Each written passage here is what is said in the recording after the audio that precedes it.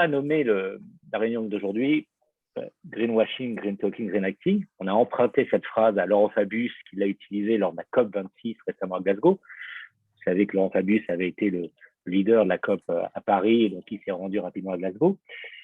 L'idée, c'est aujourd'hui de nous interpeller sur une des thématiques quand même les plus importantes dans le monde de l'entreprise. Je crois qu'il ne se passe pas un jour sans qu'il y ait des articles ou des réseaux sociaux sur que l'appeler ça RSE, CSR ou ESG, enfin tous ces thèmes qu'on connaît.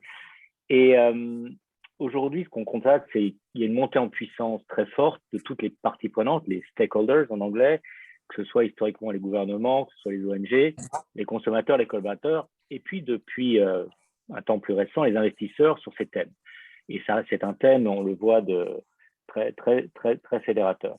Ce qu'on constate également, c'est que les entreprises et les marques sont de plus en plus jugées à l'aune de leur engagement ESG. Et ce qu'on voit autour, quand on parle des marques, parce qu'aujourd'hui on va parler de grandes marques, c'est que les marques, pour être à la fois suivies et aimées, ont de plus en plus besoin de montrer patte blanche, je devrais dire plutôt patte verte, pour être tout précis. Et une des questions qu'on va se poser aujourd'hui, c'est est-ce que cet agenda est compatible avec les attentes des actionnaires et le rôle historique des entreprises de créer de la valeur, pour voir de quelle façon. Et je pensais, en réfléchissant aujourd'hui, vous avez tous suivi l'an dernier le départ fracassant d'Emmanuel Faber, le patron de Danone, évidemment, la société iconique de grandes marques de consumer, qui venait nous rappeler la question de l'équilibre et est-ce qu'il y a une compatibilité entre ces demandes, tous les stakeholders sur l'ESG et évidemment les attentes des actionnaires de création de valeur économique. Donc, on va en parler aujourd'hui un petit peu. Donc, pour parler aujourd'hui de ces sujets, on a le grand plaisir d'accueillir deux camarades et éminents représentants de cet univers, François Guébelli et Nicolas Giraudet, qui vont donner une perspective passionnante sur ces sujets. Donc, en 2 mots pour les introduire, François est un homme de grande consommation, comme on vient de citer. Il a commencé chez Pernod Ricard, puis il a fait surtout la majeure partie de son brillant parcours chez Coca-Cola. Depuis un peu plus de 25 ans, François, je crois qu'on peut. C'est le cas. Il a travaillé à la fois en Asie, il a travaillé aux États-Unis. Il est revenu en France en 2017 pour prendre la présidence de Coca-Cola France. Et il y a à peu près, l'an dernier, il a décidé de rejoindre le bottler, l'embouteilleur de Coca-Cola en France, qui s'appelle maintenant, le nom a changé récemment, maintenant ça s'appelle Coca-Cola Euro-Pacific Partner. Certains connaissent cette société sous le nom de CCE, qui est une énorme société, dont il a la présidence aujourd'hui en France. Et donc, merci François de nous avoir rejoints aujourd'hui. Et Nicolas Lagiraudet, donc Nicolas a également une grande expérience dans la grande consommation. Il a commencé sa carrière chez Lustucru, il a passé une 20aine d'années chez Procter & Gamble en Europe et en Asie. Et il est revenu en France en 2016, si je ne me trompe pas, pour prendre la présidence de General Mills Yoplait, une société présente dans l'ensemble de l'Europe, dont il assure la direction générale pour la France, aussi l'Espagne et d'autres pays. Et surtout, tous les deux, au-delà des grandes sociétés dans lesquelles ils ont participé, ont géré des marques parmi les plus iconiques dans le monde, que ce soit Coca-Cola, Fanta, Yoplait, Gillette, Ariel, Pampers. J'ai l'impression de citer ces marques qui figurent dans tous les livres de marketing. Donc, ils ont géré, ce qui fait qu'ils vont pouvoir répondre à certaines de vos questions. Et donc, le point de départ de la discussion, et on va leur passer la parole dans un instant, c'est est-ce que ces marques sont au rendez-vous de l'agenda green nécessaire? Est-ce qu'elles l'utilisent purement pour un objectif de communication? Ou bien est-ce que les sociétés et ces marques-là avancent de façon résolue et sincère dans cet agenda? Voilà quelques-unes des questions qu'on va leur poser. Ce que je vous propose, si on est d'accord, c'est de commencer avec une courte présentation par chacun d'entre eux. François va prendre la parole, puis Nicolas. Et ensuite, on ouvrira le débat, soit à l'oral, n'hésitez pas, en levant la petite main jaune, soit si vous préférez sur le chat et on se fera le relais. On a du temps devant nous et donc bienvenue à tous. François, à toi la parole et merci de votre attention. Merci Frédéric, vous m'entendez bien? Très bien. Oui. Ouais. D'abord, merci de l'invitation Frédéric. Donc, avant qu'on commence, juste me présenter, effectivement, je suis un peu jaloux quand tu dis que ça fait 20 ans que tu es dans la grande conso et que tu dis que ça fait moi 25 déjà chez Coca-Cola. Je me dis que le temps passe vite. Donc, moi, ça fait 25 ans, effectivement, que je suis dans l'univers Coca-Cola, ce qu'on appelle le système Coca-Cola. Et avant de rentrer, la différence, c'est quoi? C'est qu'on a un franchiseur, c'est la compagnie Coca-Cola, The Coca-Cola Company, qui donne la possibilité à ce qu'on appelle des embouteilleurs, des bottlers, de distribuer, de fabriquer et de distribuer des marques sur des territoires géographiques donnés, qui était la façon dont Coca-Cola s'est développée dans le monde entier dans la deuxième partie du XXe siècle. Depuis une vingtaine d'années, il y a un phénomène de concentration assez important des embouteilleurs. Moi, j'ai commencé chez Coca-Cola en 96. Il y avait une quarantaine d'embouteilleurs en Europe. Aujourd'hui, il en reste essentiellement deux. Un qui s'occupe de l'Europe de l'Ouest, que Frédéric a cité, Coca-Cola Euro-Pacific Partners, et un qui fait l'Est de l'Europe, la Suisse et tout ce qui est à l'Est de la Suisse, qui s'appelle Coca-Cola Hellenic. Et on s'appelle le Euro-Pacific parce qu'on a en fait racheté un autre embouteilleur au mois de mai dernier. Tu disais, Frédéric, maintenant c'est Euro-Pacific, puisqu'on a racheté l'embouteilleur qui s'occupait de l'Australie, de la Nouvelle-Zélande et de l'Indonésie et des petits pays autour. Et donc, j'ai essayé de suivre un petit peu ce que tu disais, Frédéric, sur greenwashing, green talking, green acting, ce que Fabius disait à Glasgow, pour vous dire un peu ce qu'on essaye de faire. Donc, on passe peut-être juste au slide suivant. Donc, Coca-Cola Euro-Pacific Partners, je vois toujours le même slide, je crois, mais bon. Donc, Coca-Cola Euro-Pacific Partners, c'est quoi maintenant? C'est le premier embouteilleur de Coca-Cola dans le monde. C'est une société qui, on va dire, dans une année normale, hors Covid, fait à peu près 15 milliards d'euros de chiffre d'affaires. On a 33 000 personnes qui travaillent dans l'entreprise. Le Covid nous a affecté à peu près à 10%. On a perdu 10% de notre revenu sur le Covid. C'est une société qui est cotée. Donc, on a parfois l'impression que c'est la même chose que Coca-Cola, que c'est le même groupe. Mais en fait, non. Coca-Cola n'est actionnaire qu'à 18% de ses CEP. Et on est coté à Madrid, à Amsterdam, sur le Nasdaq. Et donc, on a des obligations, comme beaucoup d'entreprises, et on va en parler. On est aussi, bien sûr, suivi par tous les investisseurs. Et donc, on est sur le Dow Jones Sustainability Index et d'autres investisseurs qui nous suivent de plus en plus. Tu le disais, c'est une attente de plus en plus importante. Et surtout, on a besoin d'être exemplaire, non seulement parce qu'on est coté, non seulement parce qu'on est suivi, mais aussi parce que les consommateurs le demandent. Tu le disais très justement, les consommateurs attendent des entreprises qu'elles fassent ce qui est, qu'elles prennent le leadership sur tous ces sujets-là. Et dans le cas de Coca-Cola, on sait par exemple, alors comme la société porte le même nom que la marque principale, on sait qu'à peu près 40 à 50% de l'intention de consommer le produit dépend de la réputation de l'entreprise sur un certain nombre de sujets, dont les sujets de CSR ou de RSE. Donc, si on va sur le slide suivant, juste pour la France, en fait, nous, ça fait donc Coca-Cola une centaine d'années qu'on est en France. On produit, en fait, peu de gens le savent, beaucoup de gens pensent que le Coca-Cola vient des États-Unis par container, mais non, on produit essentiellement en France. On a 5 usines en France et on produit 90% de ce qu'on y vend. On a aussi une joint venture qui fait du plastique recyclé. Alors, le plastique recyclé est beaucoup dans l'actualité ce matin avec les annonces qui ont été faites dans ce qui aurait dû être Choose France ce matin. Il y a eu, si vous avez vu les échos ce matin en vous levant, il y a eu une annonce de Eastman et une annonce de Loop avec des investissements considérables pour accélérer la fabrication de plastique recyclé en France, qui est une bonne nouvelle. Donc, nous, on a aussi une joint venture depuis longtemps qui fait du plastique recyclé. En France, on fait presque 2 milliards de chiffre d'affaires. On est présent dans à peu près 80% des foyers avec nos différentes marques, puisqu'on ne vend pas que Coca-Cola, on vend aussi du thé, on vend Fanta, on vend Sprite, on distribue aussi la marque Monster, qui n'appartient pas à Coca-Cola, ou Capri-Sun.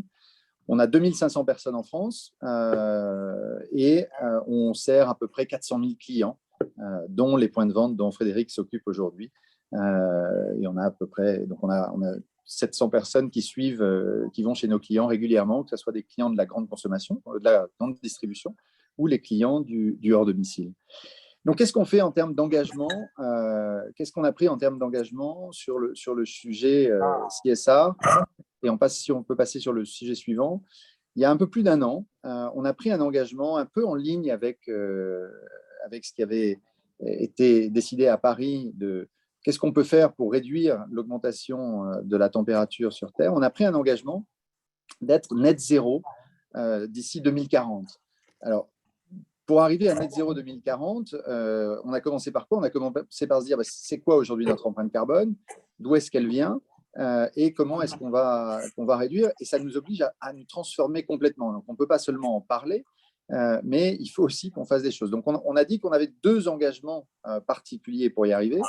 C'est d'abord de réduire nos émissions, ce qu'on fait nous, de 30% d'ici à 2030, qui est la première étape, on va dire, mais aussi de mobiliser tout notre système de valeur, toute la chaîne de valeur, nos fournisseurs en amont et en aval, pour qu'eux aussi prennent des actions. Parce que la réalité, c'est qu'une grande partie de l'empreinte carbone de ce qu'on produit nous, elle ne vient pas forcément de nos usines. Je vais y venir dans un instant. Elle vient des ingrédients, des emballages, du transport, des réfrigérateurs qu'on met en place, et une toute petite partie vient de nos usines. Et donc, la seule façon d'y arriver, pour nous, c'est de mobiliser toute notre chaîne de valeur. Et on pense qu'on a un rôle à jouer, parce que si on le fait nous, ça va aussi impacter nos concurrents, les autres, le reste de notre industrie. Donc, si on regarde plus en détail sur le slide suivant, sur CCEP, comment on se compose en fait notre empreinte carbone aujourd'hui. Ça, c'est au niveau Europe, c'est un petit peu différent par pays, puisqu'on essaye de regarder par pays. Pourquoi? Parce que une grosse partie de notre empreinte carbone dépend aussi du nombre de kilomètres qu'on fait faire à nos produits. Donc, ça varie un petit peu. Mais CCEP, donc sur le niveau européen, avant qu'on rachète Amatil, qui était l'embouteilleur en Asie-Pacifique, un quart de notre empreinte, elle vient des ingrédients. Et l'ingrédient principal, c'est le sucre, sur une grosse partie de nos produits. Et de raffiner du sucre, de transporter le sucre, ça a une empreinte carbone significative. Donc, qu'est-ce qu'on fait sur ça? On essaye de travailler avec les Tereos et autres fournisseurs de sucre pour qu'eux aient des engagements précis. Et que, par exemple, dans toutes leurs usines, ils passent à des usines qui soient neutres en carbone. Le deuxième et la principale empreinte carbone, elle vient de nos emballages. C'est 43% en Europe, c'est plus de 50% en France. Et donc, nos emballages, c'est quoi? C'est des canettes en aluminium, c'est des bouteilles en plastique, des bouteilles en verre, des bouteilles en verre qui parfois sont réutilisées. Et donc, on travaille énormément sur la réduction de l'empreinte de nos emballages. Je vais vous expliquer comment on fait ça. Ensuite, on a bien sûr nos usines, on va dire nos opérations. Donc ça, c'est uniquement 8%. C'est une toute petite partie de notre empreinte carbone. C'est la plus facile en fait à réduire en utilisant, et en plus la France est un peu en avance, de l'énergie décarbonée pour nos usines. La France est plutôt en avance par rapport à ce sujet-là, si on compare à l'Allemagne en particulier. Ensuite, on a le transport de nos produits. Donc là, pareil, il faut travailler avec les transporteurs pour que et notre ambition, c'est de travailler qu'avec des fournisseurs qui auront des lignes, qui auront des feuilles de route très claires sur la réduction de leur empreinte carbone.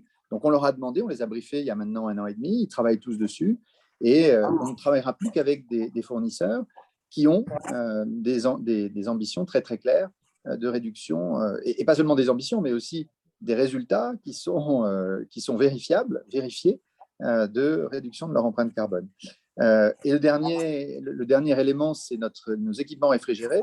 On a beaucoup, vous le voyez, dans beaucoup d'équipements réfrigérés partout en grande distribution, dans les boulangeries, dans les petits kiosques, dans certains cafés, hôtels, restaurants. Et donc là, on essaye de réduire la consommation d'énergie de ces équipements, que ce soit l'éclairage, en mettant des lampes LED partout qui consomment beaucoup moins. Enfin, vous connaissez toutes les façons de réduire l'énergie. Si je fais juste un petit zoom sur l'emballage, qui est notre priorité aujourd'hui, il y a plusieurs façons de réduire l'empreinte carbone des emballages.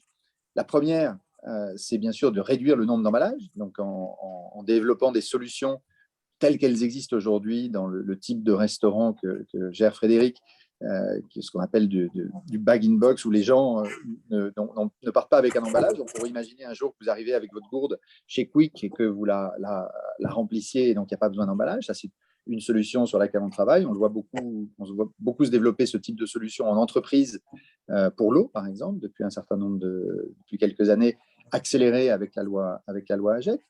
La deuxième solution, c'est d'avoir des emballages qu'on réutilise, donc ce qu'on appelle le consigné. Donc ça, c'est ce que vous avez quand vous allez aujourd'hui en café, hôtel, restaurant. Vous achetez un Coca-Cola dans une bouteille en verre. On récupère la bouteille en verre, on la ramène sur le lieu de production, on la nettoie, on la remplit. Donc ça réduit l'empreinte carbone à partir du moment où la distance que fait cette bouteille n'est pas trop importante. Donc pour arriver à accélérer la réduction, il faudra qu'on ait un réseau en France d'usines qui soient capables de faire ça, qui est plus important que ce qu'il est aujourd'hui. Ça demande des investissements assez significatifs. Et la troisième façon de réduire l'empreinte carbone des emballages, c'est d'introduire de plus en plus de matières recyclées dans les emballages. Par exemple, entre une canette en aluminium faite avec de l'aluminium vierge et une canette faite à 100% d'aluminium recyclé, il y a 90% de réduction de l'empreinte carbone. La beauté de l'aluminium, c'est que ça peut être utilisé à l'infini. Le challenge, c'est qu'aujourd'hui, l'aluminium n'est pas très bien collecté et donc on n'est pas encore à des taux de recyclage auxquels on aspire. Et c'est la même chose pour le plastique. Une bouteille en plastique recyclé, c'est 70% moins d'empreinte carbone en moins qu'une bouteille normale, mais on a du mal en France à récupérer le plastique puisque le système de collecte des déchets en France est un peu en retard par rapport à de nombreux pays, et en particulier les pays qui ont mis en place de la consigne pour recyclage, qui incite les gens à rapporter leurs emballages, comme on peut le voir en Allemagne, mais aussi en Norvège, par exemple. Donc, on travaille beaucoup sur ces sujets-là pour essayer d'influencer, on va dire, les pouvoirs publics pour mettre en place un certain nombre de mesures pour nous aider à décarboner l'industrie. Et c'était une superbe nouvelle ce matin. Moi, je n'étais pas du tout au courant quand j'ai vu que Eastman et Loop avaient annoncé des investissements considérables en France pour accélérer le recyclage du plastique, ce qu'on appelle le recyclage chimique du plastique, qui permettra de reconstituer du PET à partir de n'importe quel plastique, parce que ça veut dire que le gouvernement est fermement engagé dans cette direction de rendre la France indépendante sur ce sujet-là, et plus qu'indépendante, même un leader sur le marché européen. Si je passe juste au suivant, puisque là c'est le green acting, c'est qu'est-ce qu'on fait, le green talking. En fait, la réputation pour nous est extrêmement importante. Je l'ai dit, c'est presque 50% de l'intention de consommation de la marque Coca-Cola. Et donc, on essaye maintenant, parce qu'on a commencé ces actions depuis longtemps, mais personne ne le savait. Donc, on essaye de travailler de plus en plus sur le faire savoir auprès de nos consommateurs avec des vidéos sur les réseaux sociaux. On travaille beaucoup avec Brut, par exemple, depuis quelques mois pour faire savoir ce qu'on fait. On est un peu plus présent, la présidente de Coca-Cola France et moi, sur les médias pour essayer de parler de ce qu'on fait. On travaille aussi de plus en plus avec nos clients. Donc, bien sûr, des clients comme Frédéric, mais aussi Carrefour, avec lequel on fait des tests, beaucoup de Loop, vous l'avez peut-être vu, et qui était un système de consigne chez Carrefour. On fait aussi des tests avec les supermarchés Match dans l'Est, parce que l'Est est une région où la consigne est un peu plus dans les mœurs aujourd'hui, et les magasins sont équipés pour récupérer les bouteilles. Et ensuite, on travaille aussi on essaye de rencontrer les gens qui nous critiquent, parce qu'on est toujours critiqué. On l'a été quand on a essayé de soutenir Brune Poisson quand elle voulait mettre en place la consigne. Et on a été beaucoup critiqué, et elle a été critiquée pour travailler avec Coca-Cola, alors que c'était probablement une bonne idée. Et donc, on rencontre les gens qui ne sont pas d'accord pour leur expliquer pourquoi c'est important. Dernier point que je voudrais faire pour laisser de la place à la discussion, c'est qu'on a la chance d'avoir les Jeux Olympiques, c'est le dernier slide, de Paris 2024 qui arrive. Tony Estanguet et son équipe ont une ambition très forte de réduire l'empreinte carbone des Jeux. Et donc, nous, on s'est engagé, comme on est partenaire des Jeux depuis maintenant 95 ans, ça fera 96 à Paris, on s'est engagé avec l'équipe de Tony Estanguet pour contribuer, apporter notre petite contribution à la réduction de l'empreinte carbone des Jeux, en faisant des Jeux une vitrine de notre capacité à être neutre en carbone sur nos activités pendant les Jeux. Nos activités, c'est quoi? C'est qu'on fournit en fait les boissons pour toute la famille olympique, tous les athlètes. C'est plusieurs dizaines de millions de boissons qui sont entre les Jeux olympiques et les Jeux paralympiques, qui sont fournies aux athlètes et aux volontaires pendant toute la durée des Jeux, un petit peu avant, un petit peu après. Et donc ça, c'est pour réduire l'empreinte carbone, on va mettre en place des solutions un peu innovantes, différentes uniquement du plastique. Mais il y aura aussi du plastique, mais du plastique 100% recyclé, etc. Donc on va travailler là-dessus, et on fera l'ambition de faire des Jeux une vitrine de ce qu'on fait. Voilà, j'espère que je n'ai pas été trop long, et je laisse la parole à Nicolas avant le Q&A. Merci François. Donc, je suis sûr qu'il y a pas mal de sujets et de questions que ta présentation a inspiré. Donc, le temps qu'on mette en place la présentation de Nicolas, qui va pareil nous donner sa perspective sa fenêtre et ensuite, on aura l'opportunité d'échanger avec vous deux. Super. Merci. Bonjour à tous. Meilleurs vœux. Et je vais prendre la suite de François. Je vais être bref, mais pour vous raconter un petit peu ma propre expérience, ma propre perspective, et bien sûr, après, laisser le temps aux questions. Frédéric a évoqué que j'ai quelques années chez Procter, aujourd'hui chez General Mills, plus pour longtemps parce qu'à la suite du carve-out de Yoplait, je vais quitter le groupe. Mais j'ai été aussi marqué depuis que je suis rentré en France, et ça fait 5 ans après pas mal d'années à l'étranger, par beaucoup d'interactions que j'ai eues avec des startups, des petites boîtes dans l'alimentaire, auxquelles moi je me suis rapproché parce que je voulais rendre ma boîte plus agile. Les petites boîtes, elles veulent être plus grosses, donc on avait des sujets en commun à partager. Et je le cite parce que je pense que les marques et les grandes marques doivent avoir de l'impact parce que leur taille leur donne, je dirais, l'autorité et la dimension pour avoir beaucoup d'impact, mais à une condition, c'est qu'on ait beaucoup de vélocité.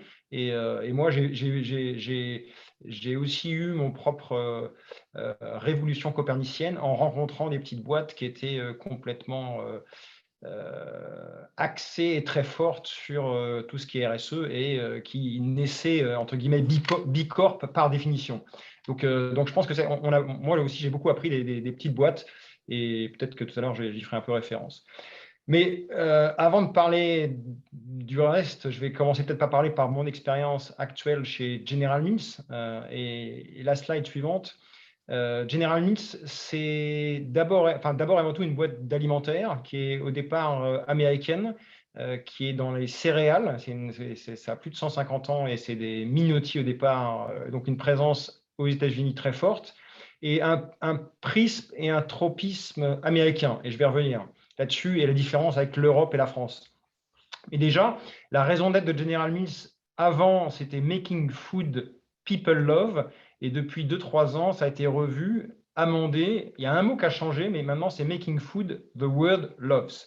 Et c'est une petite différence, mais qui note que justement, on n'est plus quelque part auto-centré sur nos consommateurs uniquement, mais qu'on a un rôle éminent à jouer à l'ensemble de l'environnement et de l'écosystème. Et la planète, de fait, revient un peu au cœur de la raison d'être de la boîte. Donc, ça, c'est du green talking ou du green commitment. Mais maintenant, après, ce qui est le plus intéressant, c'est est-ce qu'on avance et est-ce qu'on bouge par rapport à cette ambition et cette raison d'être.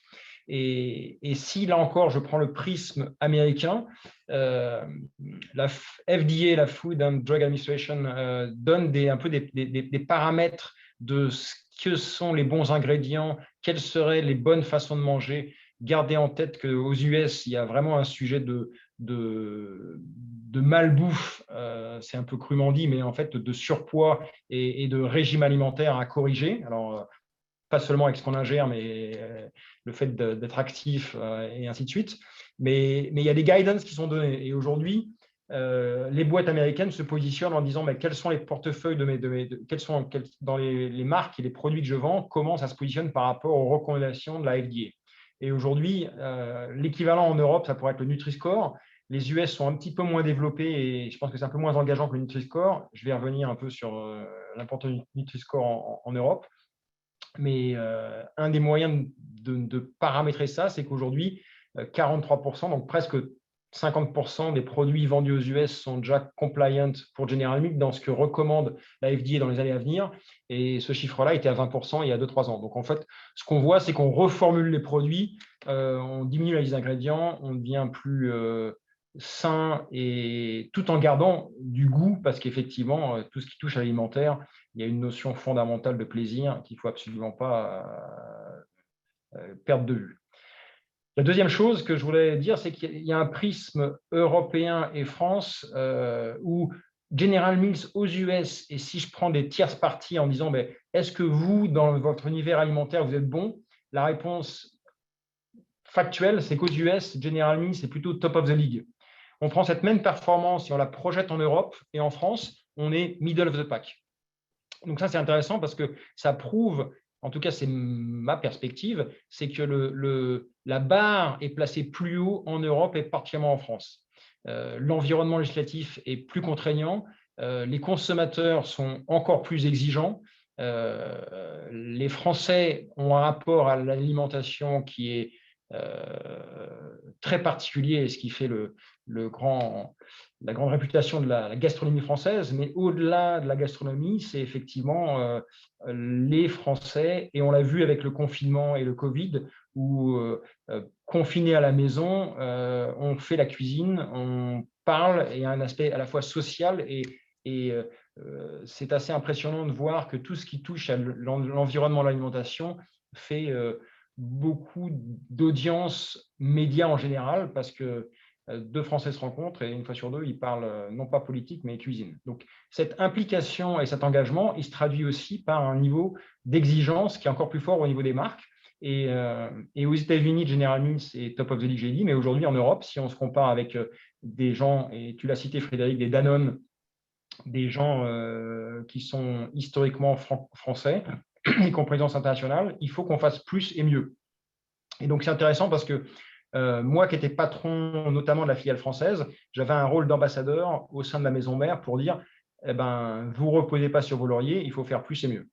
Et il y a 4 axes sur lesquels General Mills travaille sur les aspects de RSE.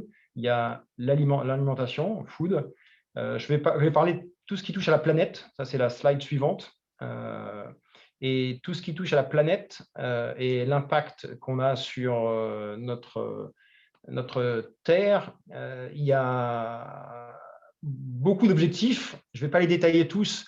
Ce qui est intéressant, c'est qu'on va dans le futur les réduire pour avoir plus d'impact sur moins d'objectifs. Donc, c'était un peu un travail qui a été fait, c'est qu'on a au départ tiré dans beaucoup de directions, et là, on va se reconcentrer. Mais aujourd'hui, il y a 2 choses que je voulais mettre en avant. C'était l'impact sur les émissions de carbone. François l'a évoqué. Alors peut-être que moi, je vais plus parler de ce qu'on appelle chez nous l'agriculture régénératrice. Ça, c'est le grand vocabulaire aux US. Et en fait, la définition que j'aurais de cette notion-là, c'est une approche holistique de l'agriculture qui améliore la résilience à la fois environnementale, sociale et économique. Et donc, en fait, on rend la terre et toutes les parties prenantes, je dirais, dans un meilleur état que ce qu'on a commencé à faire avant la production. Et donc, c'est assez ambitieux, mais ça a une côté de régénération. Et ça, c'est vraiment quelque chose sur lequel une boîte qui a une grosse empreinte peut vraiment s'engager. Et là, on a des implications avec l'amont. François parlait du sourcing de sucre, nous on va parler du sourcing de céréales. En Europe, en France, on va parler du sourcing de lait avec Yoplait. Et là, effectivement, on a un impact bien au-delà d'autres éléments qui sont le packaging et autres. Ce qui est intéressant, c'est que, et ça ne va pas vous surprendre parce que c'est très classique dans le business, mais c'est commitment à moyen et long terme, donc 2025-2030, ça c'est les engagements qui ont été pris, qui sont documentés, et derrière, rétropédalage sur les plans d'action et le glide pass entre maintenant et 2025 ou maintenant et 2030. Et ce qui est intéressant, c'est qu'un commitment, et donc une publication annuelle de là où on en est, là où on veut être dans 3 ans, dans 5 ans, dans 10 ans, dans 15 ans. C'est effectivement une cible mouvante. Je peux vous dire qu'il y a plusieurs sujets sur lesquels on se grasse la tête en disant on a pris des commitments et on ne sait pas comment y arriver, mais on fait confiance à l'intelligence collective et on est loin d'être les seuls à avancer. Et un début de la solution, c'est effectivement ce commitment. Je ne vais pas rentrer dans le détail de 2 autres chapitres qui sont très importants, mais je vais les évoquer rapidement, qui sont tout ce qui est people et tout ce qui est communities. Et juste vous faire écho d'une expérience que moi j'ai eue depuis 2 ans assez forte, où General Mills, le siège monde est à Minneapolis, qui était aussi le lieu où il y a eu les épisodes tragiques qui ont donné lieu à Black Lives Matter. Donc, tout ce qui était diversité et inclusion était toujours assez haut dans l'agenda, dans l'ADN de l'entreprise. Mais effectivement, tout ce qui est justice raciale et égalité sociale a vraiment eu beaucoup d'impact, de discussion, et les objectifs ont été revus très sensiblement à la hausse. sur tout ce qui est mixité raciale, des choses qu'on peut suivre et traquer aux US, qu'on ne peut pas faire en Europe, mais l'idée étant la même, qui est d'avoir une entreprise qui ressemble à la communauté des consommateurs qu'on sert. Et la réalité un peu crue, c'est que ce n'était pas le cas jusqu'à il y a peu de temps. Donc ça, c'est les grandes idées, les grands projets. Je voulais être assez concret et vous partager 4 exemples qui sont beaucoup plus proches de chez nous. Slide suivante. Et que j'ai vu en France. Il y en a 2 qui viennent de General Mills Yoplait et 2 qui viennent de la concurrence parce qu'on est loin d'être les seuls à avoir des bonnes idées. Et j'aurais pu mettre Coca, mais je me suis dit que François en parlerait mieux que moi. La première, c'est Häagen-Dazs, c'est une de nos marques. Et je vais vous parler d'une expérience personnelle parce que moi, j'ai ce job-là depuis 5 ans. Et Häagen-Dazs, moi, je venais d'Asie et quand j'achetais du Häagen-Dazs à Taïwan ou en Chine dans les boutiques, j'étais assez interloqué parce que je ne le savais pas à l'époque que c'était fait en France, à Tilloy-les-Mauflaines, près de Arras. Et effectivement, on a une usine qui sert 95 pays dans le monde et une usine en France qui sert évidemment le marché français. Et il y a 5 ans, on communiquait beaucoup aux consommateurs en disant Häagen-Dazs, non seulement on essaie de faire un bon boulot sur la recette, mais on essaye aussi de vous faire savoir que c'est fait en France. Et très peu de retours, très peu d'intérêt, très franchement. Donc, c'était plus anecdotique. 5 ans après, à l'heure où je vous parle, c'est vraiment un axe de communication majeur. On a développé une campagne média, sociale, télé spécifique. Parce que non seulement ça a des vertus RSE, parce qu'effectivement, on produit sur place, on livre sur place, et quelque part, on est plus carbone friendly que quand on ship un container réfrigéré en Australie, ce qui est un autre sujet. Mais en plus, on trouve vraiment de la pile au niveau des consommateurs. Et je vais revenir parce que justement, tout cet aspect RSE, c'est un grand défi, un grand challenge que les consommateurs nous disent vous n'allez pas assez vite, vous n'allez pas assez fort. Mais quand on a des points de force, je pense que nous, marques, on doit les faire savoir. Et c'est toujours intéressant dans l'univers concurrentiel où certains de nos concurrents produisent sans doute très bonnes glaces, mais pas en France. Et justement, là, on a un point de différenciation et ça se traduit sur les parts de marché et donc un effet business très quantifiable. Le deuxième vignette qui est verte, c'est en fait un pot de Yoplait, un pot de yaourt, l'opercule d'un pot de yaourt. Et je voulais vous partager une expérience là aussi personnelle où on fait tous, je pense, de près ou de loin, on essaye d'être meilleur en revenu management, d'améliorer notre mix, notre promo, dans un contexte qu'on connaît tous, un peu de déflation et aujourd'hui d'inflation. Donc, on est tous en train de travailler ce muscle-là. Et il y a quelques années, on a sorti on sortait des promotions on essayait d'être un peu différent et pas de faire que du pricing et du discount, mais des choses un peu différentes. Et on a fait un partenariat à Yoplait avec l'OFA, l'Office français d'apidologie, où le logo de Yoplait, c'est une petite fleur, et on s'est dit, tiens, on va aller défendre la cause de la biodiversité, des abeilles, planter des fleurs et faire un partenariat avec ceux dont c'est la spécialité. Et je vous raconte cette histoire parce qu'au début, on racontait cette histoire auprès du trade, donc les Carrefour, les Leclerc, les Intermarchés, et on avait une traction qui était vraiment, vraiment limitée, pour ne pas dire plus.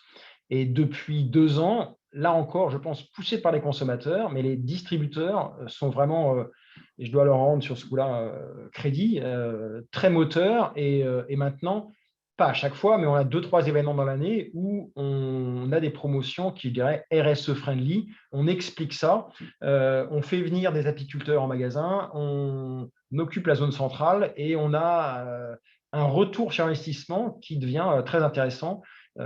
Et en plus, on arrive à faire des partenariats et discuter d'autres choses que juste des prix de la promo et un retour consommateur et une equity de marque qui grimpe sur ces critères-là. Donc ça, c'est des choses qu'on va continuer à pousser. Et pour finir très rapidement, 2 autres exemples. Un exemple de céréales de CPW, Cereal Partner Worldwide, qui est une joint venture entre General Mills et Nestlé. Et le dernier exemple, c'est un produit qui vient de sortir chez Procter. Et en fait, ces 2 exemples, je pense qu'ils sont mieux disants, ils ont des listes d'ingrédients courtes, mais ce qui était très intéressant pour moi et qui essaye d'appuyer le point que j'ai évoqué plus haut, c'est que la France est en lead. Et tant pour Nestlé, General Mills que pour Procter, que pour Yoplait, la France a été lead monde sur ces innovations qui, pour moi, répondent à justement une attente consommateur RSE. Et en tout cas, moi, dans les discussions de General Mills en Europe, il y a quelques années, c'était l'Allemagne qui avait le lead sur ce sujet-là. Et aujourd'hui, chez nous, c'est la France qui a le lead. Et j'ai l'impression que ce n'est pas que chez nous. Donc, à tous les ambassadeurs de filiales de groupes étrangers en France, je pense qu'on a un rôle à jouer et on doit prendre le lead sur ces sujets-là. Et pour finir, parce que je me suis promis d'être bref, dernière slide, en fait, à la question, alors il y a un slide, elle m'apparaît très sombre, mais je vais vous la commenter. En fait, est-ce qu'on a d'autres choix que de faire du green acting? Je ne pense pas. Donc pour moi, Force for Good et Force for Growth, il n'y a pas d'alternative. Je note une pression toujours plus forte des consommateurs, encore en France particulièrement, des retailers. Et je vais vous faire une confidence, les consommateurs me font un peu bouger, les retailers me font beaucoup bouger. Le jour où nos amis de Leclerc, Intermarché ou d'autres en direct me disent c'est ça qu'on veut et c'est comme ça que je veux opérer mon business, ça a un impact très fort. Et l'exemple que je veux vous citer, c'est Nutri-Score, qui chez moi, c'était un sujet que je poussais depuis très longtemps. Le jour où Nutri-Score est devenu quasiment obligatoire pour être online chez Leclerc, la reco que je poussais il y a 4 ans difficilement et qui avançait à pas compter, en une semaine, elle a été validée par le CEO et on a roulé. Donc, quelque part, quand les retailers bougent sous l'impact des consommateurs, en tout cas, nous, industriels, on bouge vite aussi. Sans même parler des législations et des régulations, où le package législatif qui est en train d'être passé et qui a été passé en Europe, et on le voit sur les plastiques à usage unique. Nous, on avait des glaces, dans les glaces Häagen-Dazs, on mettait des petites cuillères en plastique. Tout ça, on a changé de fusil d'épaule sur un timing qu'on n'aurait jamais pu imaginer, je pense. La France qui prend le lead, je l'ai évoqué. Et alors après, je vais vous parler de quelques cicatrices ou quelques difficultés ou quelques échecs ou quelques moments de solitude, parce que c'est loin d'être un long fleuve tranquille. Et je ne veux surtout pas vous faire croire qu'on a tout fait bien depuis le début. On a eu des gros enjeux de gouvernance parce que justement, les différentes filiales n'avancent pas au même rythme et les différentes marques n'avancent pas au même rythme parce qu'en fait, les différentes leaders ne sont pas non plus au même rythme dans leur propre chemin de RSE. Et donc, il y avait plusieurs vitesses dans un même nombre d'entreprises, ce qui était compliqué. On avait un enjeu de accountability. Qui fait quoi? Une fois qu'on a fait l'engagement à 2025 ou 2030, qui de vous à moi est la partie facile du job, et ça c'est en général le CEO derrière, comment on avance et comment on le met en place, il y avait des grands enjeux. Et une fois qu'on avait ces sujets RSE, on a eu des moments chez General Mills de déconnexion parce qu'on revenait sur un business process qui était classique et c'était l'huile et le vinaigre qui ne se mélangeaient pas très bien. Et donc, ça, c'était il y a 2-3 ans, et depuis, on a fait des progrès. Déjà, on est un peu obsédé par communiquer les choses qui vont bien pour mettre, je dirais, tout le monde en interne en mouvement. Et moi, là, je joue un grand rôle de vigie de ce que fait bien la concurrence et nos concurrents au-delà de nos périmètres directs pour montrer qu'en fait, ce n'est pas un choix, c'est une nécessité d'avancer vite. Et donc, la barre, elle continue de monter. Donc, si nous, on s'améliore, est-ce qu'on s'améliore plus vite que les niveaux d'exigence montent? Sinon, on ne fait pas le job. Et après, il y a 2 choses que je peux partager. C'est a été et vient d'être nommé il y a quelques mois chez General Mills une gouvernance globale. Donc, en fait, ce qu'on appelle un Global Impact Governance Committee, mais qui a un vrai rôle d'inclure à tous les étages ces objectifs RSE. Donc, c'est plus non seulement la base, mais ça irrigue en fait tous les business processes. Et quand on parle de stratégie, à la fois de portefeuille de marque, d'acquisition quand on parle d'investissement de CAPEX, quand on parle de process de gestion de notre business peak ou quand on parle de target et de bonus incentive, tout ça est vu et intégré à travers ces objectifs RSE, et ce qui fait qu'il y a une certaine cohérence et congruité qui nous manquait jusqu'à maintenant.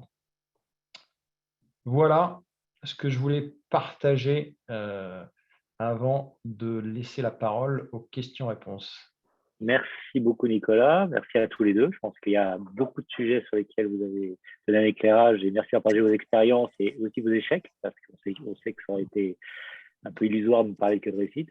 Donc maintenant, on a 45 minutes devant nous pour tranquillement échanger. Vous avez le chat. Pour ceux qui souhaitent intervenir en direct, ce qui serait plus sympa, levez la petite main jaune, vous faites un petit signe là sur votre ordinateur et puis on va lancer le sujet. Marie-Laure, tu voulais… Alors, moi, je trouve ça passionnant. À vrai dire, j'aurais aimé que vous soyez un peu plus long dans vos prises de parole parce que vous avez survolé 1000 choses tous les deux.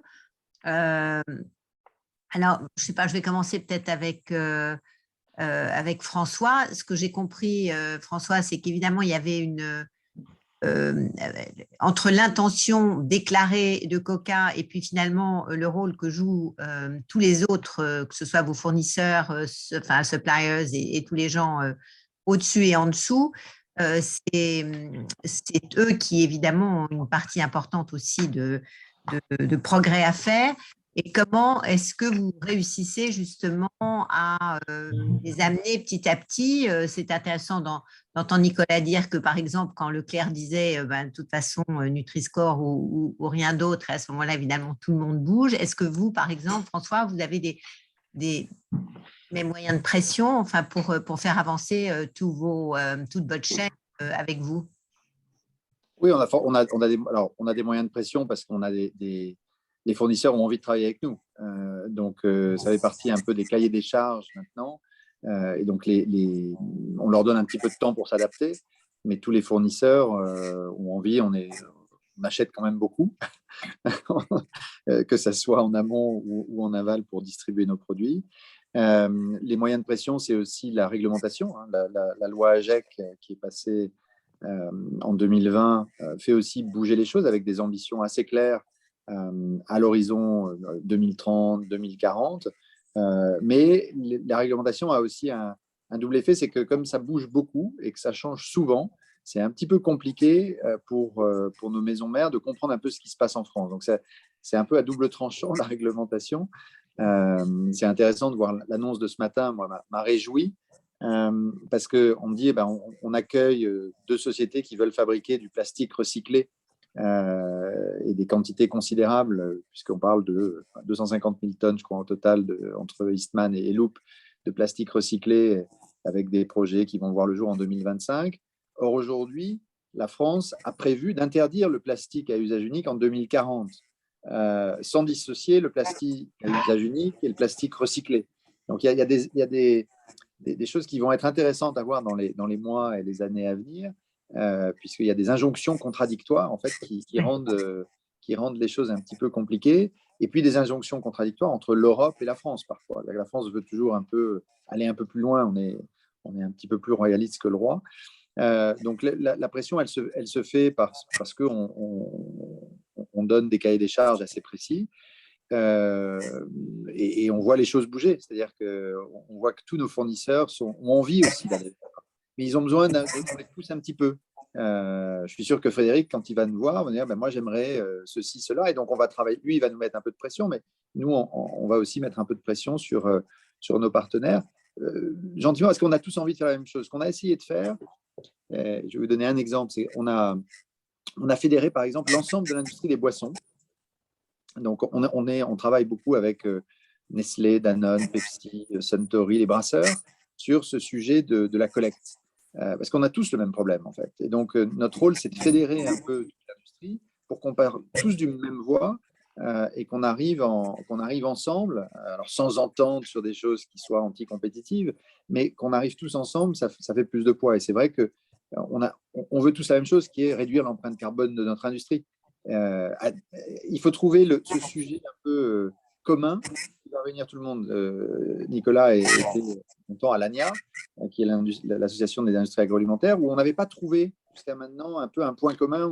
Donc, les boissons disaient on veut une consigne, mais les yaourts pouvaient dire autre chose, et puis les fabricants de charcuterie autre chose. Et si on arrive à trouver cet objectif commun, qui était la difficulté de la COP à Paris, la COP à Paris, on est arrivé. Le seul objectif commun, ça a été cette réduction carbone. Et quand on commence à vouloir intégrer de la biodiversité, ceci, cela, chacun tire dans son coin et ça ne peut pas fonctionner.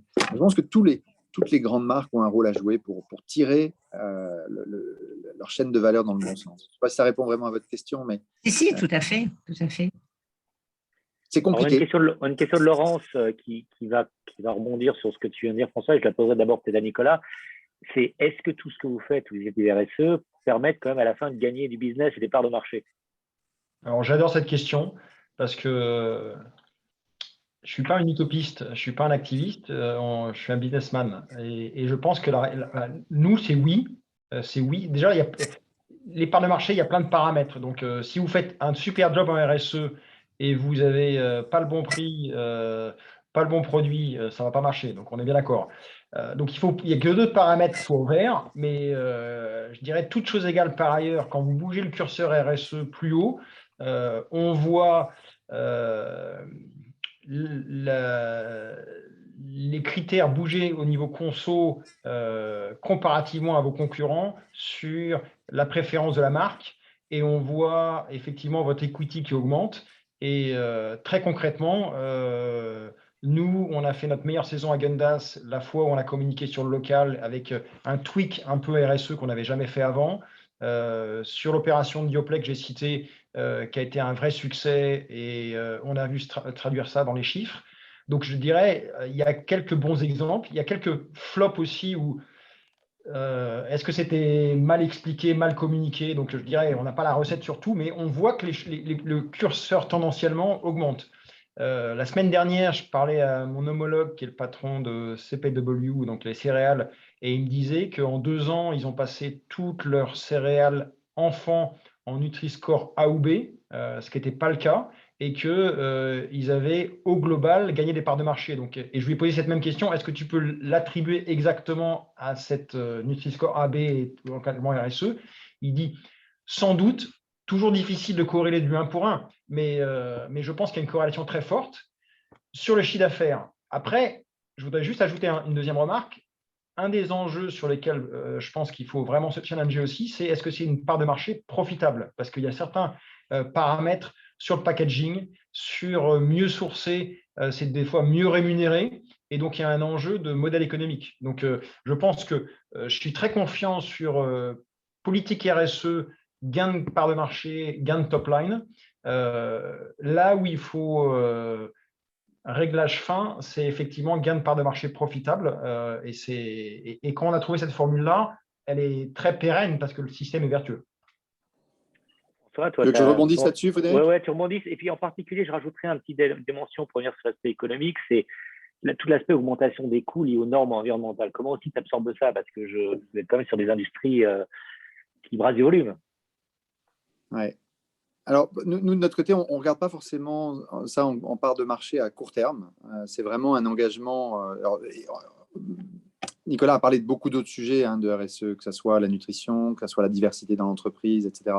Moi, je vais juste me concentrer sur le carbone. On fait aussi pas mal de choses dans ce domaine, que ce soit sur l'égalité homme-femme ou sur la reformulation d'un certain nombre de produits.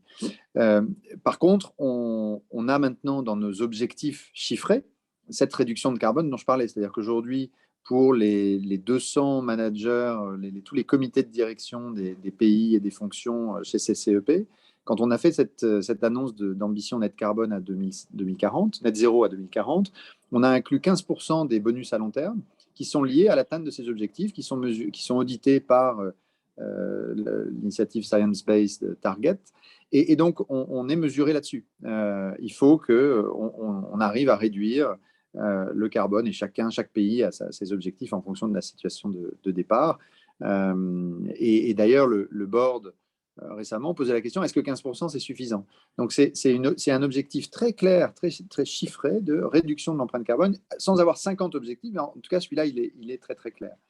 Donc tout le monde en est conscient et tout le monde peut faire quelque chose. C'est-à-dire que l'idée c'est de se dire chacun dans son silo, quelque part, peut faire quelque chose. Le type qui gère la flotte de voitures, il peut faire quelque chose, parce que nous, on a 1200 véhicules en France, par exemple. Alors, en France, on ne peut pas passer à tout électrique parce qu'on n'a pas encore l'infrastructure, mais à un moment, il faudra qu'on y passe. Donc, après, il y a des challenges différents en fonction des sujets. Donc, on ne regarde pas forcément ça en termes de part de marché à court terme. Par contre, on regarde en termes d'impact sur la réputation, c'est ce que je disais. Et la réputation, ça met du temps. C'est pas tout de suite. C'est un peu comme une relation de confiance avec quelqu'un. Construire la confiance avec un individu prend du temps. Et moi, c'était une des choses qui m'a le plus surprise quand je suis rentré en France en 2017, c'est qu'on avait une réputation qui se dégradait depuis pas mal d'années en France. Et donc, on a fait beaucoup de travail depuis 2017-2018 pour essayer de stabiliser et de repartir en hausse, parce qu'on sait que ça a un impact sur l'intention de consommer notre marque éponyme, on va dire. Et on voit faire des choses concrètes, en parler, le faire savoir, on voit que ça a un impact. C'est amusant parce que Nicolas parlait du Made in France. Moi, je vais voler l'idée du label bleu, blanc, rouge, parce que même si 90% de nos produits sont faits en France, les gens ne le savent pas.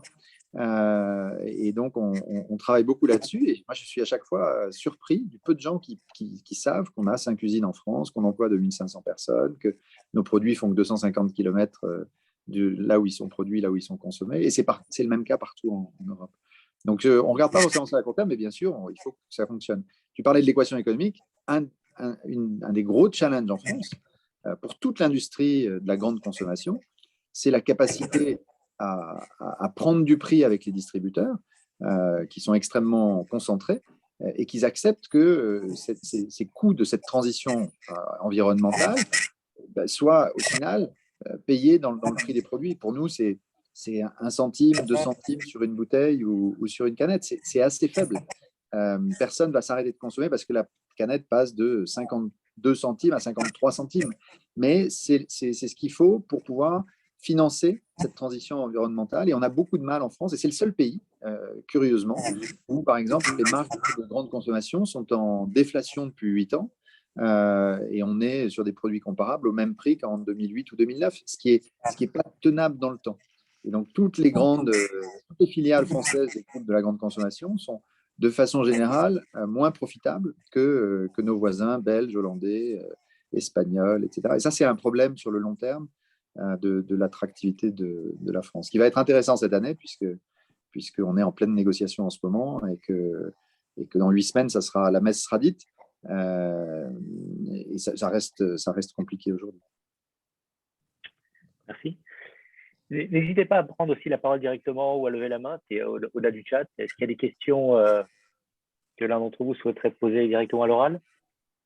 Moi, j'ai une petite question sur le recrutement aujourd'hui, puisque c'est mon métier par ailleurs. Est-ce que, on le voit dans un certain nombre d'entreprises, quand même, les jeunes diplômés en particulier sont de plus en plus exigeants auprès des entreprises qu'ils ont envie de rejoindre sur ces sujets? Est-ce que c'est quelque chose dont vous tenez compte l'un et l'autre et que vous rencontrez, je dirais, fréquemment? Nicolas, tu veux commencer? Je veux bien commencer par une claque amicale que j'ai prise il y a quelques années. Donc, en fait, je participe souvent aux derniers entretiens, alors pas avec tous les gens qu'on rencontre, mais j'essaie d'aller bien au-delà du senior management. Et il y a 3-4 ans, je passe l'entretien d'une jeune fille brillantissime, et en fait, toutes ces questions étaient liées au RSE. Toutes ces questions étaient liées au RSE. Et ça, c'était il y a 3-4 ans. Et là, je me suis dit, en fait, je me suis projeté et vu que il y a quelques années, moi-même, en rencontrant le DG d'une boîte, je ne posais pas les mêmes questions. Et donc, quelque part, il y avait un vrai sujet d'attraction, d'accord, et après, de rétention, de garder. Et donc, ça nous a fait 2 choses. Un, on a beaucoup bougé, beaucoup plus vite sur, je dirais, être, entre guillemets, un peu irréprochable dans nos bureaux, d'accord. Donc, ça, c'est assez facile, mais on ne l'était pas, d'accord, en termes de collecte et ainsi de suite. Et 2, en fait, on a, sur ces sujets-là, lancé beaucoup d'un peu de hackathons et d'idées où on a fait appel à volontaires. Et en fait, on voit que dans certaines groupes de mes équipes, ça ne résonne pas beaucoup. Dans certains, ils hésitent. Et dans d'autres, ils sont très, très, très, très volontaires de faire ça en plus de tout le reste. Et donc, en fait, on utilise cette énergie pour justement un peu faire avancer tout le monde.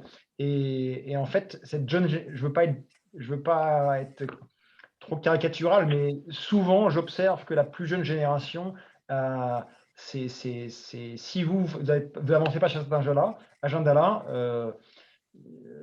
ils vont faire un stop and go chez vous. Donc, et cette énergie-là, elle est. Et donc, pour finir, nous, notre COMEX, on a des reverse mentors avec des petits jeunes qui nous bousculent. Et je peux vous dire, ça déménage. Ouais. OK. Si. C'est la même chose chez nous, hein. C'est absolument clé. Et donc, nous, ce qu'on fait, c'est qu'on mesure en fait la fierté d'appartenance à l'entreprise, qui est l'engagement, bien sûr, mais au-delà de l'engagement, la fierté d'appartenance à l'entreprise et des engagements que l'entreprise prend. Par rapport à ce que disait Frédéric au début sur greenwashing, green talking, green acting, c'est intéressant parce que je me souviens, en arrivant en 2017, je pense qu'il y avait beaucoup de scepticisme sur les engagements qui étaient pris. On était beaucoup sur l'engagement, pas forcément sur les actions.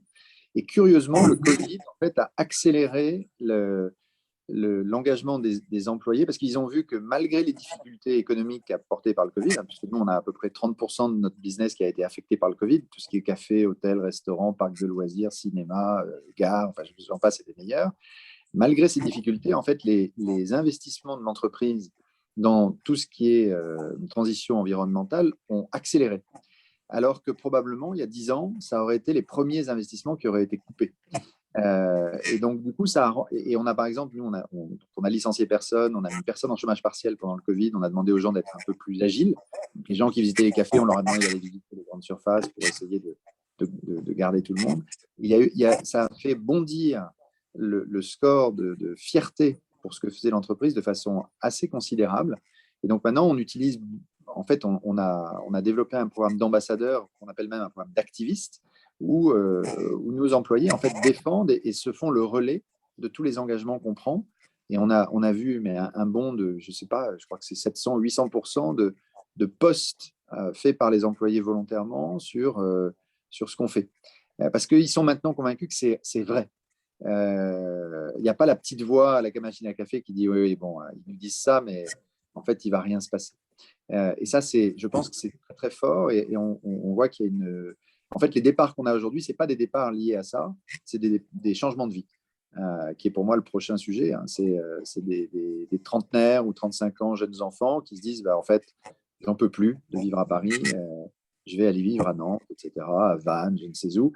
C'est ça le challenge, c'est plus le manque de croyance que l'entreprise a vraiment envie de faire bouger les choses.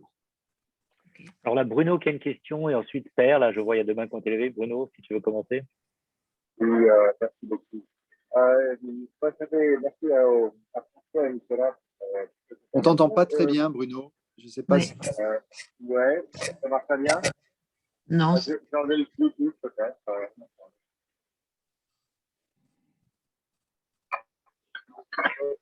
Vas-y, essaye.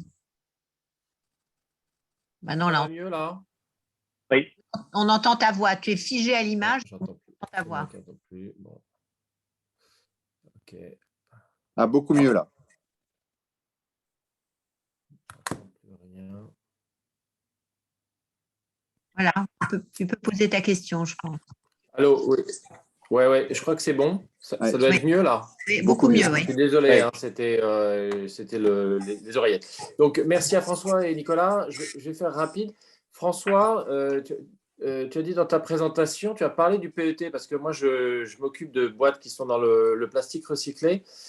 Et j'ai cru entendre que vous travaillez sur qu'il y a des initiatives pour recréer du PET à partir d'autres plastiques. Alors, j'ai peut-être mal entendu, mais je voudrais, si tu peux m'en dire un peu plus et dans quelle mesure vous êtes impliqué dans cette initiative, puisque je sais que vous travaillez avec beaucoup de recycleurs et vous investissez aussi dans des fonds qui s'occupent de ces problématiques-là. Donc, voilà. Est-ce que j'ai été clair? Je ne sais pas. Oui, très bien.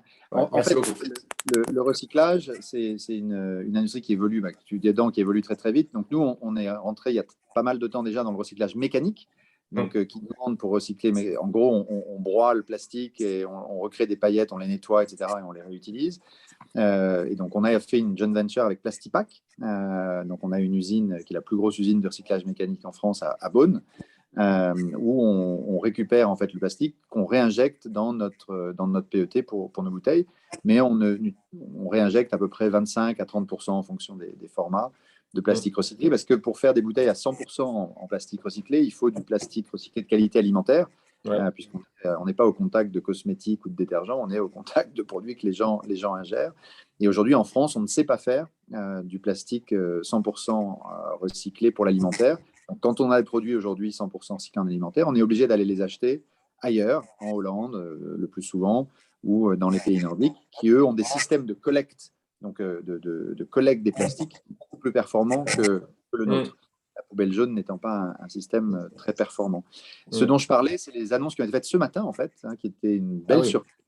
Les annonces de Choose France ce matin, où tu as deux sociétés, donc Eastman, qui était une scission de Kodak et d'Eastman, qui a annoncé un très gros investissement de 850 millions, je crois, pour créer une usine de recyclage de plastique chimique, donc qui sont des procédés sur lesquels beaucoup de startups travaillent depuis déjà quelques années, qui permettraient de recréer en fait du PET vierge à partir de n'importe quel type de plastique. Et donc ça, c'est le premier investissement. Et le deuxième, c'est une société canadienne qui s'appelle Loop, dans laquelle la compagnie avait investi il y a quelques années pour leur plan pilote au Canada, qui, moi, je croyais, très honnêtement, était en retard, et qui a aussi annoncé un investissement important ce matin en France. Donc, il y a une bataille qui est en train de se faire sur le plastique, le plastique recyclé chimiquement. Donc, il y a différentes méthodologies. Nous, on est convaincus que le génie humain trouvera des solutions. Il y a déjà des choses qui existent en laboratoire, et d'ici 5-10 ans, on pourra recycler tout et recréer du plastique vierge, qui sera la véritable économie circulaire. Une fois qu'on est capable de recréer des molécules de PET, on aura une véritable économie circulaire.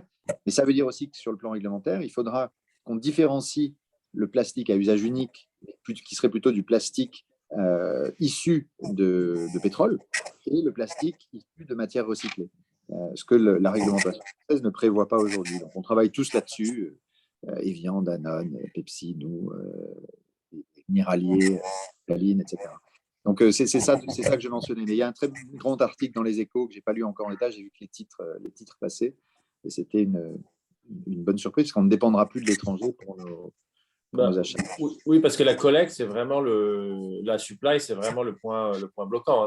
Le point bloquant aujourd'hui, et tous les pays qui fonctionnent, en fait, ont un système de consigne pour recyclage, où en fait, si tu vas en Allemagne aujourd'hui, tu peux rapporter ta bouteille, te faire rembourser ce que tu avais payé en consigne, et du coup, les taux de collecte qui en France sont un petit peu au-dessus de 50% si on est généreux, de bouteilles en plastique, par exemple, ou de canettes. Quand on va dans les pays où il y a de la consigne, on est à 95%. Donc, ça permet d'avoir de bons matériaux au départ, et aussi, ça permet d'éviter les déchets sauvages, parce que bien sûr. Monsieur X n'est pas intéressé pour rendre sa bouteille et récupérer 20 centimes, il y aura quelqu'un qui trouvera la bouteille et dit tiens, moi, je récupérerais bien les 20 centimes. Donc, mais ça veut dire, ça implique la mise en place d'une infrastructure de collecte qui n'existe pas aujourd'hui en France, puisque la collecte est contrôlée par la poubelle jaune ou les municipalités, qui sont d'ailleurs ceux qui se sont mis en travers d'une mise en place d'une consigne pour recyclage en France. Parce qu'on a mal géré, parce qu'ils ont cru que ça leur enlèverait des ressources. Après, il y a plein de sujets. On a mal géré, et la secrétaire d'État qui gérait ce projet-là, Brune Poisson, était probablement trop inexpérimentée en politique pour gérer les lobbies des uns et des autres. Et elle est partie. Donc, merci beaucoup. Merci. On a une question de Terre. Oui, bonjour tout le monde et merci beaucoup aussi bien François et Nicolas. Et j'ai un peu l'impression que, au moins du point de vue initial, le consommateur final a eu quand même un grand impact sur toutes vos démarches. Et je voudrais savoir, selon vous, en effet, si on compare avec une société B2B qui n'a pas de marque, bien sûr, il y a une certaine initiative parce que les actionnaires peuvent vouloir, il y a un certain nombre de partenaires qui peut-être vous pousser, mais le client final, il ne sait même pas ce qu'ils font. Donc, est-ce que selon vous, l'incitement pour une société B2B sans marque sont aussi fortes que chez vous? Parce qu'on sent clairement chez vous, c'est un grand axe, vous avez commencé, vous allez continuer, vous allez vraiment probablement arriver à vos objectifs avant les années que vous avez indiquées. Merci. Nicolas, tu veux commencer? Nicolas, vas-y. Très bonne question. Je pense qu'effectivement, le consommateur accélère et c'est un élément de plus quand tu es B2C. Maintenant, ma conviction, c'est que le tsunami est un peu pour tout le monde. Et je discutais il n'y a pas longtemps avec des gens qui sont dans la finance et qui sont B2B par définition et ils bossent d'arrache-pied pour essayer d'être B Corp alors qu'ils ne l'avaient pas du tout en tête il y a quelques années. Et pourquoi? Et notamment pour garder leurs employés, pour attirer des talents, pour ne pas dire de faire du green acting et pas juste du green talking. Donc je pense que cette vague-là, elle est plus ou moins la même pour tous, peut-être qu'avec une petite différentielle de timing, mais la direction est la même. Ouais, et de mon côté, Père, ce que je dirais, c'est ce que je mentionnais au début, c'est que nous, on travaille beaucoup avec des acteurs de B2B. Et que s'ils veulent continuer à travailler avec nous, il faudra qu'ils aient aussi une feuille de route très claire. Sinon, on ne travaillera plus avec eux. Donc, ça devient non seulement un avantage compétitif s'ils sont prêts avant les autres, ceux avec qui on travaille nous, hein, on va dire les transporteurs, les fabricants de sucre, les fabricants d'emballage, mais à un moment, ça sera même une condition sine qua non pour pouvoir faire du business avec nous, et je pense que ça s'accélérera. Et puis après, il y a tout l'accès au financement. Il y a de plus en plus de fonds ou de banques qui regardent les credentials des entreprises avant de prêter, parce que ça devient sinon un risque à long terme pour l'entreprise de ne pas être engagé, pas forcément de tout faire bien tout de suite, mais être clair sur la feuille de route, les implications que la feuille de route va avoir sur les investissements nécessaires, etc. Donc moi, je suis convaincu que ça, oui, j'aime bien l'idée de tsunami, même si le tsunami est un peu négatif, moi je vois ça plutôt d'un point positif. Je pense que les entreprises ont pris conscience. Et autant, je me souviens du film d'Al Gore quand il est sorti, où il y avait quand même beaucoup de gens qui doutaient de ce qu'il disait. C'était il y a 20 ans, peut-être, quand il a sorti son film sur l'évolution du climat, avec des chiffres incroyables. Moi, je me souviens encore de ce film, c'était incroyable. Et il y avait encore beaucoup de cyniques. Si on le regardait aujourd'hui, je pense qu'on serait assez surpris de ce qu'il disait. Et il y a beaucoup moins de gens qui, aujourd'hui, à part peut-être l'ex-président d'un grand pays développé, qui disent que non, tout va bien. Je pense que tout le monde a pris conscience du problème. J'avais une question, si vous me permettez, pour rebondir sur le point de Père. On a vu se développer en France depuis quelques années une pratique qui n'était pas du tout dans nos habitudes, qui est le name and shame.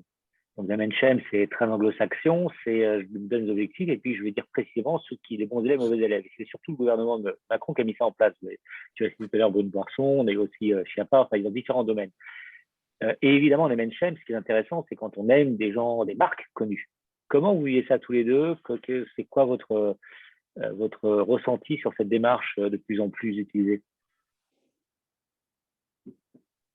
François ou Nicolas, pour commencer. Je te laisse commencer, Nicolas, sur cette question facile. Non, écoute, j'entends Frédéric, mais pour moi, c'est pas quelque chose qui est top of mind pour nous, au sens où je dirais le name and shame, pour moi aujourd'hui, il est à l'instant où on parle tout le temps sur les réseaux sociaux. C'est ça qui effectivement et on a quelques exemples où le buzz positif croît doucement, le buzz négatif croît très vite et qu'il faut qu'on soit prêt à gérer ces crises-là. d'abord et avant tout, pour nous, c'est de faire des produits qui soient sûrs. Donc, sécurité alimentaire, ça, c'est l'alpha et l'oméga. Sûr pour nos équipes et nos usines. Et après, comme j'aime bien l'idée de François aussi, qui disait, on fait tout pas parfait. Donc, je pense que la plus grosse erreur qu'on puisse faire en communication, c'est de se voir plus beau qu'on est, mais en même temps d'avoir des convictions et de dire, voilà le cap. Et along the way, on mettra quelques genoux à terre, mais on se relèvera, on avancera. Et dans ce contexte-là, pour moi, c'est encore plus le consommateur qui a le name and shame avec son bulletin de vote ou, je dirais, sa carte de crédit quand il va acheter ou pas nos produits. Ouais. Écoute, moi, alors, j'ai travaillé longtemps aux États-Unis, donc ça ne me choque pas. C'est-à-dire que c'est une façon de faire bouger les choses. Et là, pour moi, la façon d'y faire face, c'est d'essayer de faire du mieux que tu peux. Et c'est un peu la rançon du succès. C'est-à-dire que c'est vrai que nous, on a été utilisé dans l'autre sens. C'est-à-dire que quand Poisson a voulu faire sa réforme sur la consigne, ses détracteurs ont utilisé Coca-Cola en disant mais si Coca-Cola soutient ce truc-là, c'est qu'il y a un loup. Donc, ce qui était assez curieux. Parce que je l'avais rencontré justement à Choose France la première année et elle nous a dit mais vous devez être contre, vous allez vous opposer. On lui a dit mais pas du tout, on pense que c'est une super idée. Et en fait, elle a essayé de nous utiliser en disant mais même Coca-Cola est d'accord. Et là, elle s'est fait bâcher en disant il y a un truc. Et ça, c'était lié au fait qu'on avait une réputation qui n'était pas suffisamment bonne. Mais je pense que le name and shame, si tu en es victime, c'est que tu as aussi tu as du succès dans les affaires, dans l'activité dans laquelle tu es. Ton concurrent principal est souvent cité. En tout cas, le leader de la restauration rapide est souvent cité. Ça les a obligés à bouger sur plein de sujets. Donc, ça ne me choque pas. Et pour moi, le plus important, c'est que tu puisses regarder ton interlocuteur. Et c'est pour ça que nous, on essaye de voir nos détracteurs de plus en plus, parce qu'on est droit dans nos bottes, en fait. On dit, ce que dit Nicolas, on ne fait pas tout parfaitement, mais on est très clair sur là où on veut aller. Et s'il y a des choses qu'on peut faire mieux, dites-nous. On est prêt à vous écouter. On ne sera pas forcément d'accord, mais on peut en parler. Et je trouve que ça fait pas mal bouger les choses, en tout cas bouger les perceptions. Je ne te dis pas qu'un détracteur va devenir un ambassadeur demain, mais en tout cas, si tu acceptes de discuter, peut-être qu'il sera neutre et qu'il va dire bon, je vais quand même regarder ce que vous faites parce qu'il y a peut-être des choses intéressantes. Et donc c'est comme ça que nous, on le voit. C'est une bonne façon des gouvernants pour faire bouger les choses, c'est sûr. Merci. S'il y a d'autres questions sur le chat ou oral, n'hésitez pas, peut-être en attendant ça. Sur une autre réflexion, ce qu'on a tendance à percevoir, et on l'a vu aussi aujourd'hui dans vos présentations et dans les échanges, dans l'ESG, il semble plus facile, en tout cas en France, de mettre en avant le E. On a moins de sujets visibles sur le S, ce qui est un peu moins le cas aux États-Unis.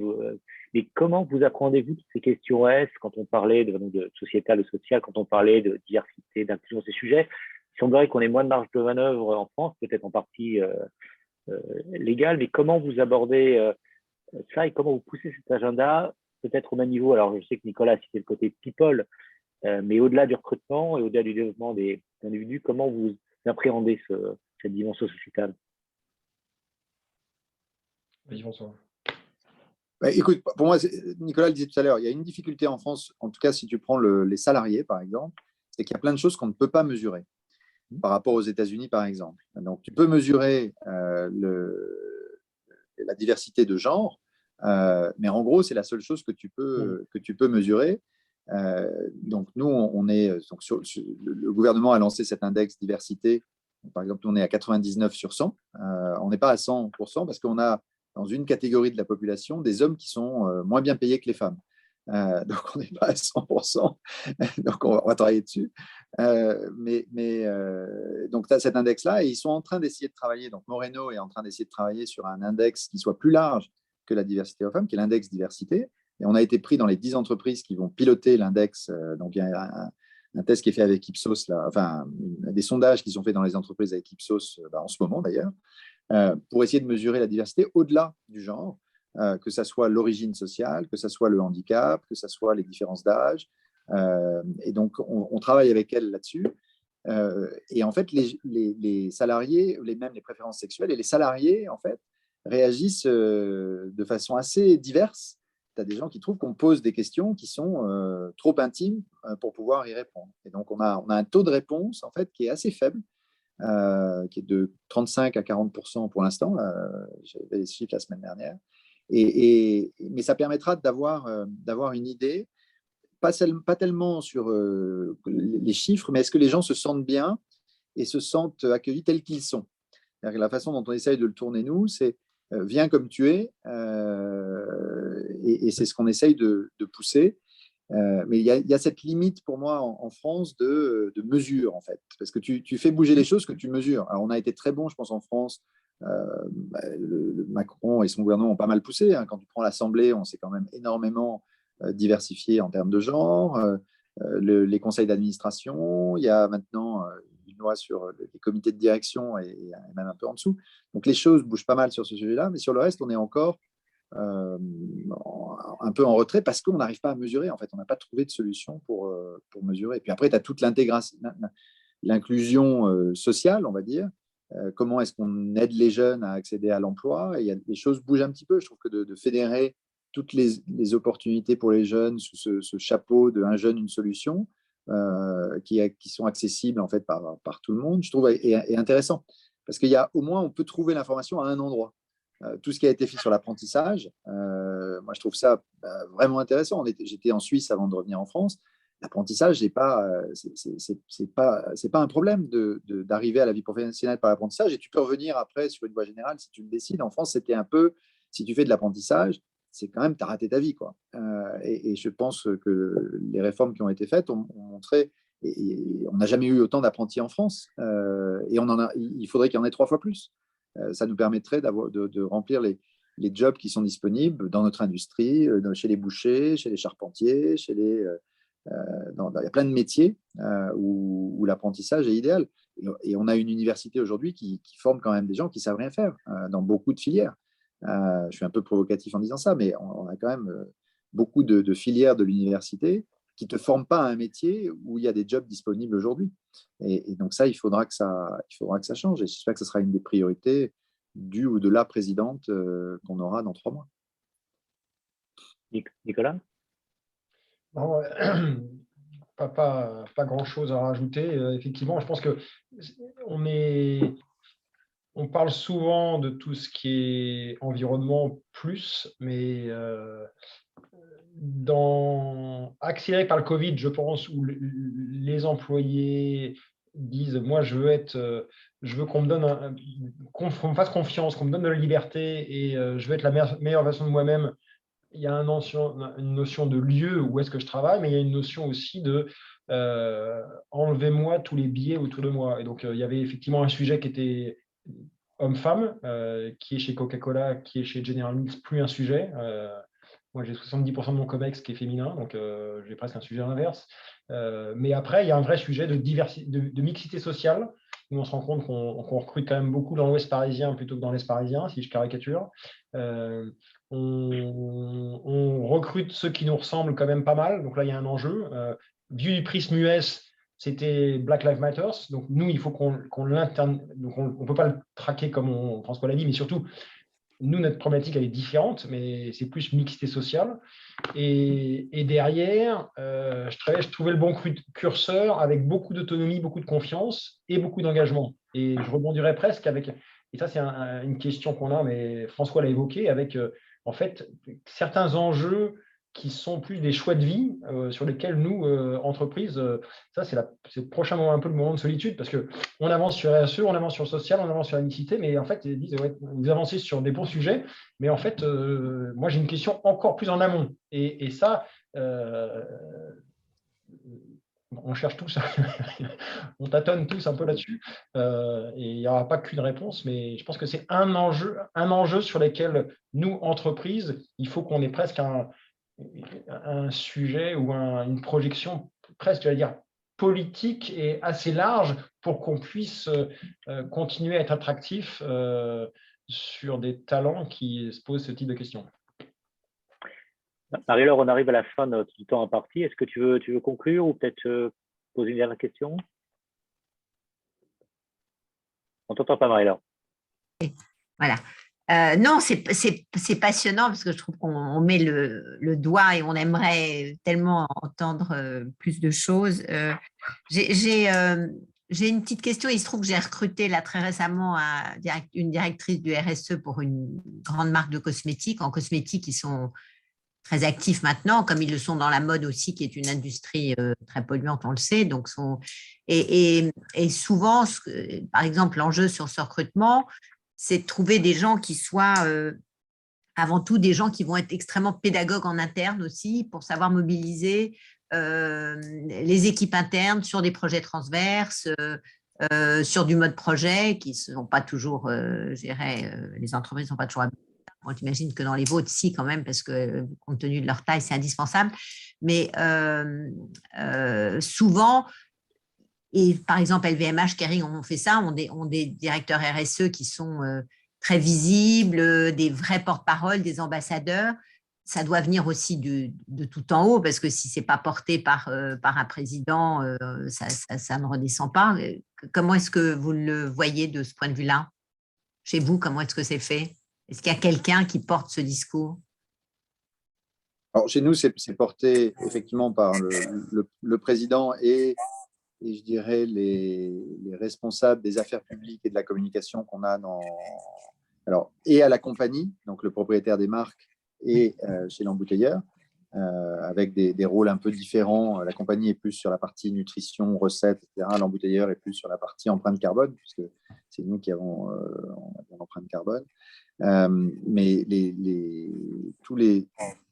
c'est eux qui en parlent le mieux aujourd'hui, sachant qu'ils en parlent le mieux au grand public, on va dire.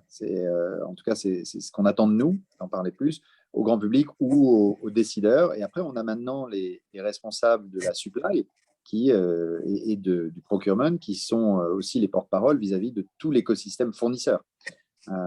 Donc, il faut que ça devienne, et on a maintenant les comptes clés qui en parlent aux clients. Donc, en fait, peu à peu, il faut que tout le monde soit éduqué. Donc, j'aime bien cette idée du rôle d'un responsable. Je crois que maintenant, ça s'appelle les Chief Impact Officer. C'est la nouvelle. Oui, c'est la nouvelle dénomination. Parce qu'on ne parle plus de communication, on parle d'action. C'est un peu, ça clôt, ça ferme la boucle avec ce que disait Frédéric au début. On n'est plus juste sur de l'engagement, des ambitions, etc. On veut de l'impact.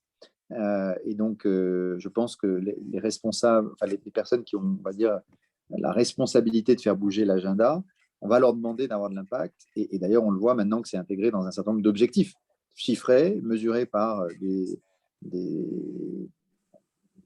cabinets respectés qui permettent de confirmer que les objectifs sont atteints.